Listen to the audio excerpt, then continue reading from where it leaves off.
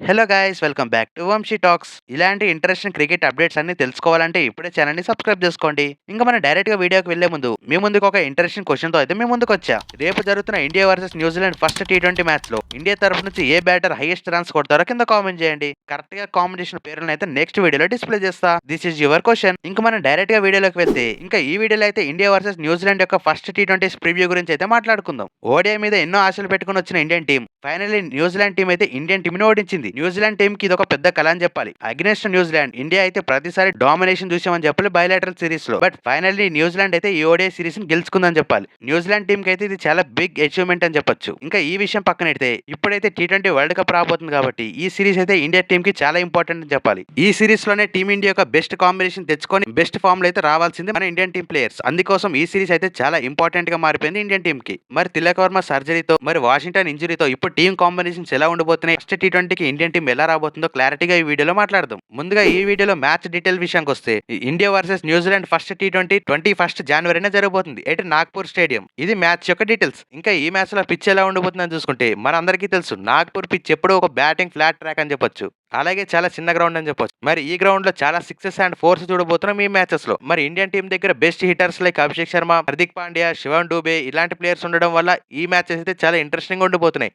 ఎంతమంది first match గురించి wait చేస్తున్నారు కింద కామెంట్ చేయండి. మరి ఈ టూ టీమ్స్ అయితే వరల్డ్ కప్ కి బెస్ట్ కాంబినేషన్ తో రావడానికి, best playing eleven and confident and combination తో రావడానికి ఈ మ్యాచెస్ అయితే చాలా యూస్ఫుల్ అయితే అని చెప్పాలి ఈ టూ టీమ్స్ కి. మరి న్యూజిలాండ్ ఎలాంటి టీమ్ తో రాబోతుంది అండ్ ఇండియన్ టీం ఎలాంటి ప్లేయింగ్ లెవెన్ తో రాబోతుందో క్లారిటీగా చూద్దాం. ముందుగా న్యూజిలాండ్ విషయానికి వస్తే ఓపెనర్స్ అయితే Devon Conway and Tim Robinson వీళ్ళిద్దరైతే బెస్ట్ ఓపెనింగ్ పేరు ఉన్నారు ఇప్పటి వరకు న్యూజిలాండ్ తరఫున. మెయిన్ గా టీమ్ రాబిన్సన్ గురించి మాట్లాడుకుంటే రీసెంట్ గా జరిగిన న్యూజిలాండ్ వర్సెస్ ఆస్ట్రేలియా సిరీస్ లో తనైతే అగ్నెస్ట్ ఆస్ట్రేలియా సూపర్ సెంచరీ చేశాడు. తనైతే ఒక బెస్ట్ హిట్టింగ్ బ్యాట్స్మెన్ అని చెప్పొచ్చు ఓపెనింగ్ లో. అందుకే క్లాసికల్ గా ఆడుతున్న Devon Conway and powerful hitter అయిన టీమ్ రాబిన్సన్ అయితే ఓపెనర్స్ గా దింపబోతున్నారు న్యూజిలాండ్ టీం. ఇది న్యూజిలాండ్ టీం యొక్క opening department. And coming to third position లో చాప్మ్యాన్ అండ్ ఫోర్త్ పొజిషన్ లో టీమిండియాకి అగెనిస్ట్ గా ప్రతిసారి రన్స్ కొడుతున్న డారెన్ మిచిల్, ఫిఫ్త్ పొజిషన్ లో గెన్ ఫిలిప్స్, సిక్స్త్ పొజిషన్ లో జెమినీషం, ఇంకా సెవెంత్ పొజిషన్ లో బ్రేస్వెల్ నుంచి అయితే ఇంజురీ అప్డేట్ అయితే రాలే. మరి తను ఇంజురీ నుంచి కోలుకుంటే తనైతే మాక్సిమం టీం ప్లేయింగ్ లెవెల్ ఉండే ఛాన్స్ అయితే ఉంది. ఇంకా ఎయిత్ పొజిషన్ లో మిచెల్ శాంట్నర్, నైన్త్ పొజిషన్ లో జాకోబ్ డూఫీ, 10th పొజిషన్ లో స్పిన్నర్ అయిన సౌదీ అండ్ 11th పొజిషన్ లో మ్యాట్ హెన్రీ. ఇది న్యూజిలాండ్ యొక్క ప్లేయింగ్ లెవెన్. ఇంకా ఈ ప్లేయింగ్ లెవెన్ లో ఎవరైనా ఇంట్రెస్టింగ్ నేమ్స్ ఉన్నాయా అంటే డ్యారెల్ మిచెల్ అయితే మన టీం ఇండియాకి హెడ్ గా మారిపోయాడు ప్రతిసారి. సో తన మీద బెస్ట్ ప్లానింగ్ తో రావాలని చెప్పాలి sky team. Suryakumar Yadav and Bumrah వీలైతే బెస్ట్ ప్లానింగ్స్ తో రావాలి తన మీద. ఇంక ఇప్పుడు ఇండియన్ టీం యొక్క ప్లేయింగ్ లెవెన్ ఎలా ఉండబోతుందో చూద్దాం. తిలక్ వర్మ ఇంజరీ వల్ల శ్రేయస్ అయ్యర్ కి అయితే 3 మ్యాచెస్ వరకు అయితే తన్ని రీప్లేస్మెంట్ గా తెచ్చారు.